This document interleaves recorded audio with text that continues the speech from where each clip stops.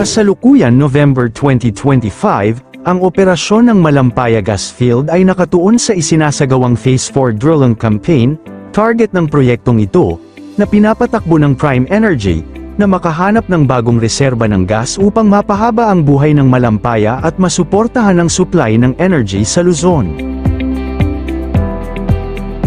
At bago natin ituloy, kung ikaw ay bago pa lang sa aking YouTube channel ay huwag kalimutan mag-subscribe at i-click na rin ang bell icon para lagi kang updated sa mga bago kong upload video.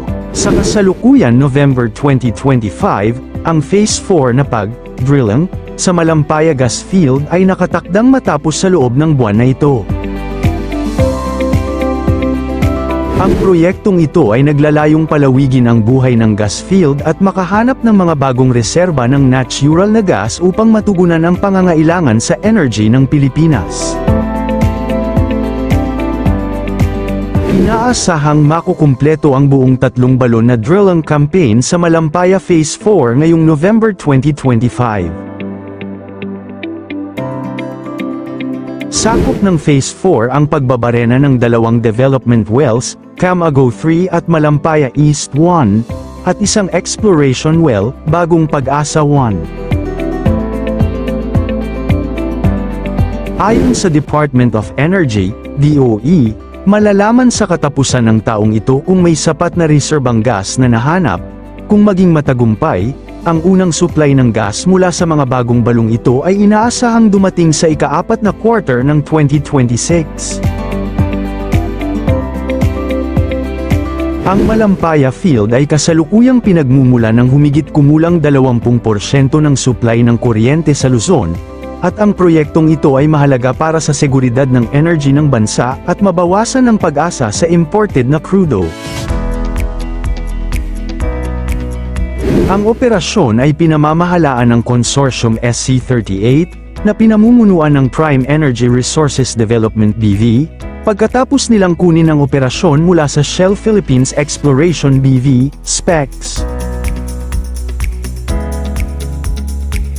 Ang proyekto ay sertipikado bilang Energy Project of National Significance ng Kagawaran ng Enerhiya, DOE, na nagpapakita ng suporta ng gobyerno.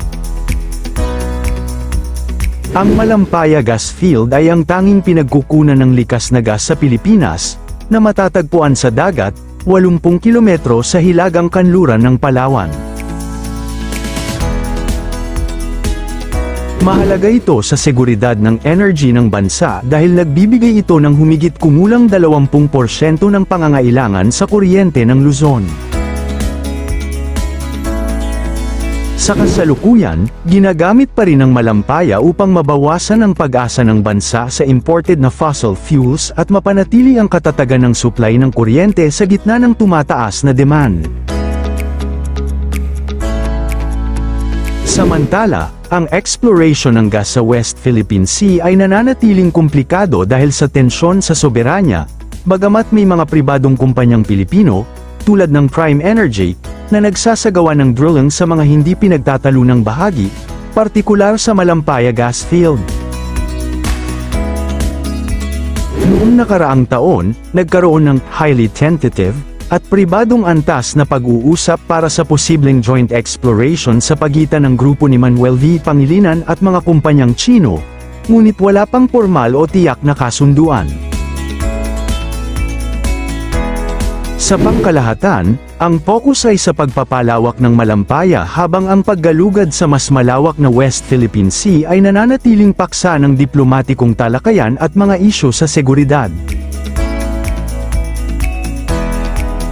Sa mga direktang pinagtatalunang bahagi ng West Philippine Sea, partikular sa Recto Bank, Reed Bank, walang aktibong drilling o exploration dahil sa mga isyu sa geopolitical at soberanya.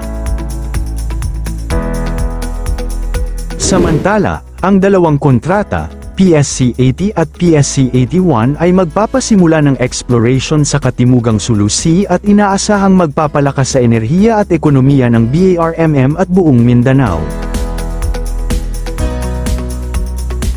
Sakop ng PSC-80 ang humigit kumulang 780,000 hektarya, habang ang PSC-81 ay sumasaklaw sa mga 532,000 ektarya.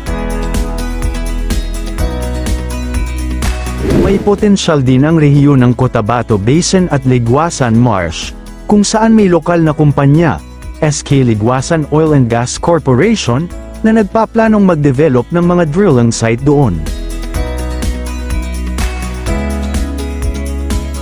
Kabilang sa mga kumpanyang kasosyo sa proyekto ay ang mga Australian at British firms, kasama ang mga lokal na kumpanya tulad ng The Philo Drill Corporation at PXP Energy Corporation.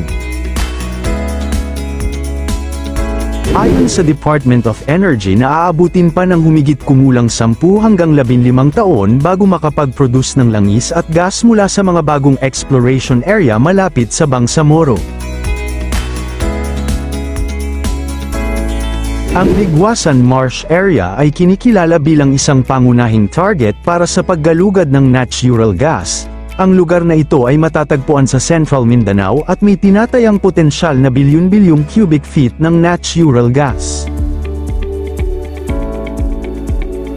Ang mga datos mula sa Department of Energy ay nagpapahiwatig na may mga tinansyang recoverable resources na humigit kumulang 821 milyong cubic feet ng natural gas at potensyal na karagdagang 6 na bilyong cubic feet sa ilang bahagi ng Liguasan Marsh, bagamat ang mga numerong ito ay batay pa sa mas lumang mga pag-aaral at maaaring magbago.